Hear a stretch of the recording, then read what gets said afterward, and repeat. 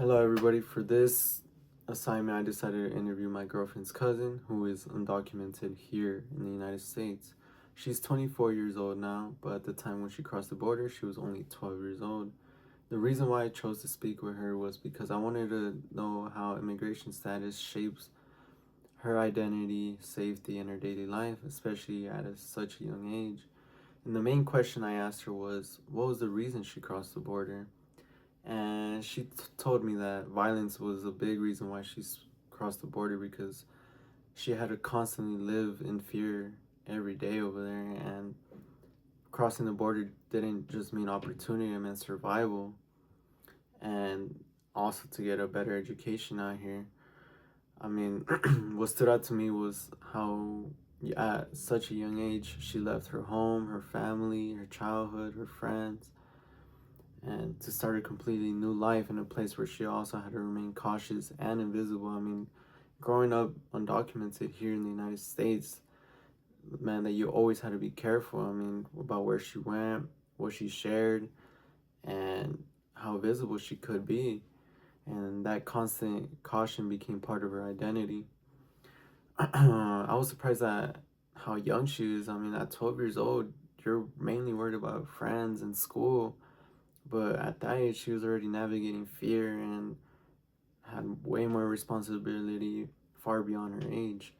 I was also surprised how open she was about speaking about it, considering how much silence and caution she had practiced growing up. But she was just comfortable sharing out her experience with me. What challenged me during this conversation was realizing how I've taken safety and legal belonging for granted. I've grown up assuming that if you work and follow the rules, stability follows. Her story made me realize that that is not always true. I mean, you can be following the rules and working, but you just never know. I mean, with violence, you never know.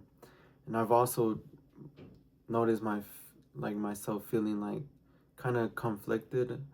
I mean, I'm grateful that she escaped the violence and is living a better life now, but also made me uncomfortable realizing like how much more people are out there in Mexico that are living through fear like her, that don't have a chance to cross the border, or that crossed the border and got deported and now is back to living in fear.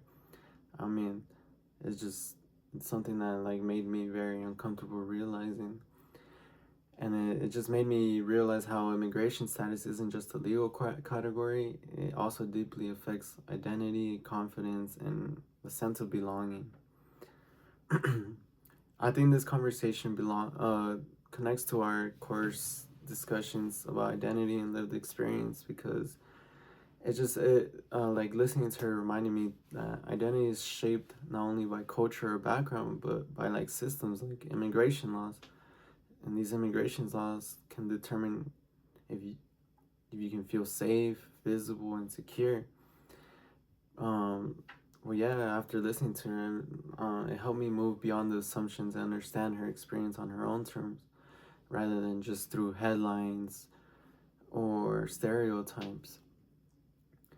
What I learned most is that identity journeys are ongoing. Even though she's built a life here, her past and her status continue to shape how she moves throughout the world. This conversation made me more aware of my own position, more committed to listening with empathy when it comes to conversations about immigration, equity, and belonging. Thank you for listening.